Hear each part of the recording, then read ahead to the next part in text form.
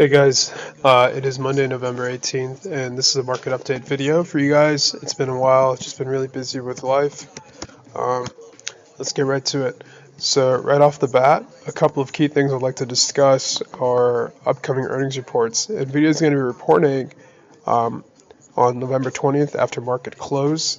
The market's pretty excited for their earnings that's coming up, and let's talk about their last earnings report and then talk about the one coming up. So this one was released on August 28th, right? For quarter two, they had published revenue of about 30 billion with a net income of 16.6, right? That's about 50% margins. What's being expected for them this coming report is the market consensus is around 32.5 billion, okay? With margins up to 75%. And there's no question about it that they're accelerating at this high pace because of how a lot of companies are actually using their data processing centers for sort of engineering their own software and storing things. And I mean, some of you in the tech field might understand that better than myself. But a nice graphic that I found online on Reddit was NVIDIA's revenue by product line, right? Somebody posted this, and it's probably off their website directly.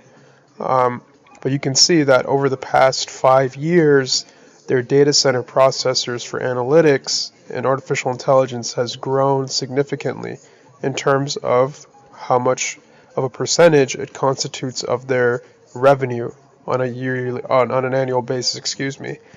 And originally, when I first learned about NVIDIA, it was through their GPUs. My friends and I would regularly buy their GPUs and build computers and buy computers that have their GPUs, right? Well, look how small that sort of revenue is. About 17% of their gross sales now on an annual basis, whereas 78% comes from their data centers. Okay? And that's something to sort of just understand about companies when you invest in them. Just understand the basics of them, right? Why is it that they're so popular? Why is it that everyone's investing in them? A couple of websites that I like to use are Seeking Alpha. I'm not really paying for it right now, but when you go to any particular stock on Seeking Alpha, you can pull up their summary, ratings, finances, earnings, and stuff like that, and you can break it down from a quarterly versus annual basis, and it'll show you, right? Back in January, back in 2020, their sort of revenue for the year was 10.9 billion, and now you look at it for the trailing 12 months, it's actually 96.3 billion, okay? Really, if you compare apples to apples, it's 10.9 billion to 60.9 billion. But if they keep going at the same pace that they are right now, they're going to be growing more than 50% over the past 12 months compared to all of 2023. Does that make sense? So all of 2019, right? They made 10.9 billion in revenue, 6.7 billion in profit. All of 2023, which is January 2024, you can see right here, their total revenue is 60.9 billion with a gross profit of 44.3 billion. But now if you include the last 3 quarters, really last 4 quarters in particular, right? You break it down by quarterly, you'll see that these numbers, these last 4, okay, they add up to 96.3 billion in terms of the trailing 12 months revenue with a gross profit of 73.1 billion. Okay, so why am I tunnel visioning and why am I getting carried away with these numbers? It's because it's important to understand these numbers. They're very basic numbers, revenue versus gross profit. They'll give you a very good understanding of how a company is growing, okay? And that's why NVIDIA, it's one of the hottest stocks in the market in terms of investing into, okay?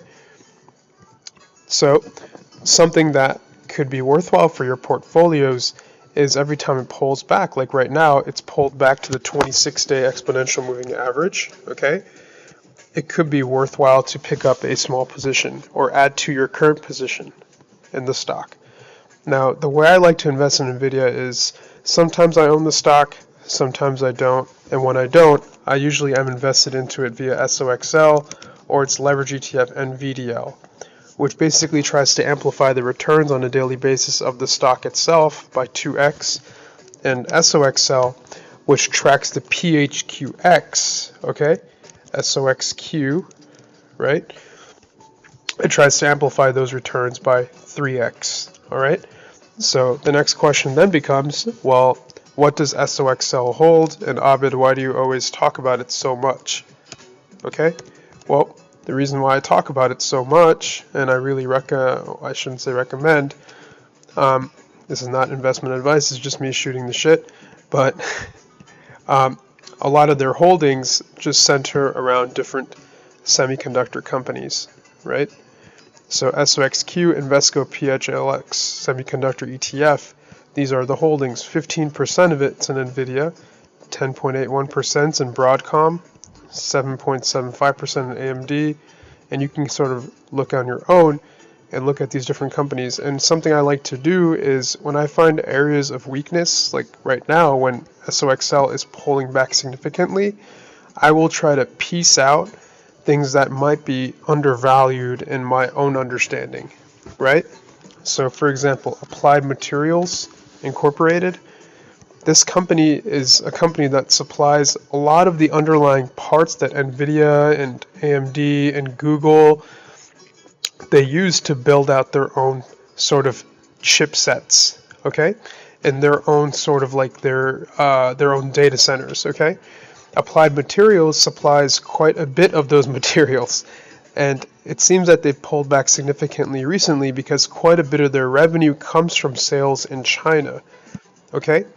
And as we know, Donald Trump just won re-election. He's expected to probably launch a tariff war, or at least he's threatening another tariff war against China. But the reason why I've actually picked up a small position in straight calls on Applied Materials is because I think that once he enters office, we're going to see Xi Jinping, the president or whatever, the prime minister of China. He's already been talking about kind of coming down and sitting at the table with him and negotiating some deals, because they don't want to lose out on these chip sales from companies like Applied Materials, NVIDIA, you name it, right? Including companies like TSM. So I went ahead and picked up a small position.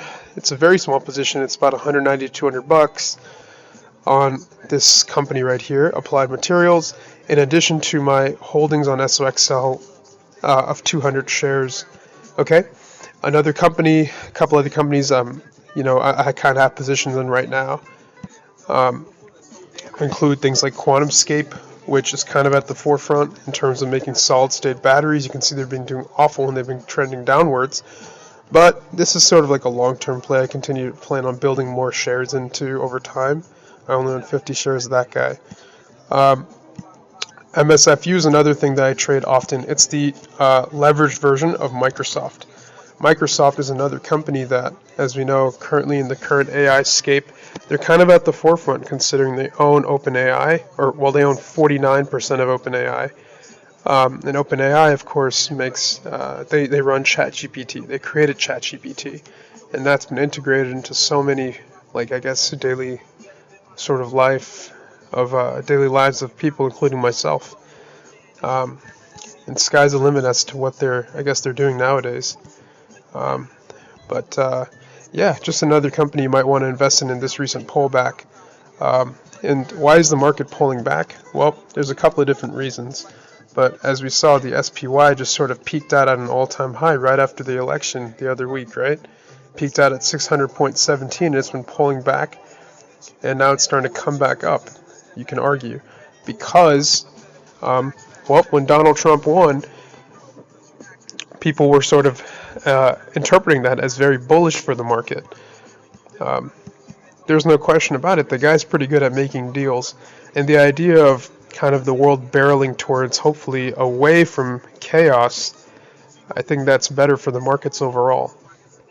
He's already kind of been having sit-down talks, well, not sit-down talks, but phone conversations with a lot of critical key players in the world in terms of world sort of politics. Guys like Putin, guys like Xi Jinping, guys like, what's his name? The leader of Ukraine, Zelensky, right? He's been talking with them, and they've been trying to get into conversation with him, and they're anticipating that once he comes in, he's probably going to help negotiate some deals to end these world crises, hopefully. So we'll see less death, less war, and hopefully that's better for markets overall, more of a stable market, right? And then, of course, with his tariff-threatened wars against China, that's probably going to I don't know, maybe increase our profits for our companies. I don't really know how that stuff works. I'd love to learn more. But anyways, better for the market overall. The guy's a corporate magnate, right? And that's kind of why the market took off underneath his sort of leadership anyway beforehand. But then COVID happened and the markets crashed. But where are we right now? What else do I want to talk about? Upcoming interest rates coming lower is another reason why the markets have been rallying like crazy, and we're just seeing this basic sell-off taking profits. But let's talk about interest rates as well. So right now the current rate is 4.5 to 4.75, right? The next Fed meeting is coming up on December 18th in about a month. Today's November 18th. December 18th is exactly 4 weeks away. I think majority of the market, about 58.4%, predicts that we're going to see another 25 basis point cut, and that is something that Jerome Powell kind of discussed. Come to January 29th, people are kind of seeing the rate kind of staying flat around there. But projected out about a year, so December 18th is the next meeting, December 10th would be about a year from now. Majority of the market's kind of anticipating it's going to be below 4% in terms of the Fed funds rate.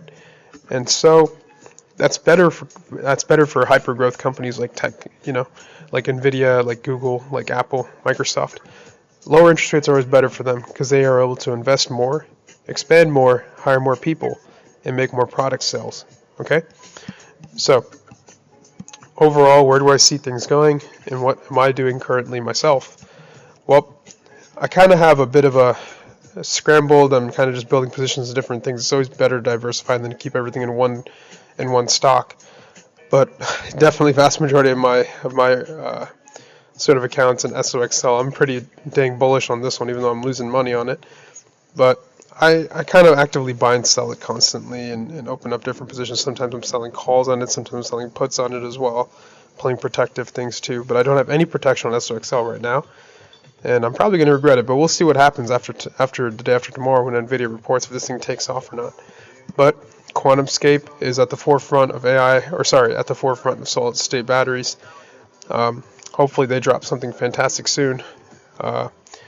NanoX I sold off. Microsoft leverage I sold off. I would like to get that back into that later on. DJT, I own a small position on there. It's a meme stock that constantly swings up and down. I mean, with Donald Trump in office, it's free state money for all his cronies. Let's be real, this thing is going to keep swinging up and down for the next 4 years, and it's probably going to be easy to profit off of if you can get in at the right time, which I am trying to right now at least. Applied Digital Corp, I do own a small position in that. They're just another small chip type of company that actually NVIDIA itself, they own a significant share of if you look into it. It's pretty interesting. And then Applied Materials is what I just spoke about. I have 2 different call positions in there, one for December and one for January. If the tariff war is not sort of followed through on by Donald Trump, I do anticipate Applied Materials to sort of skyrocket upwards back into the $200+ range. But we'll see what happens. Could be wrong, but that's why you want to limit your risk when you play risky things like this. Or if you don't want to, then just go balls out. Alright guys, thanks for tuning in. Have a great day. Please do text message me or comment on this video, like and subscribe if you have questions. Let's get rich.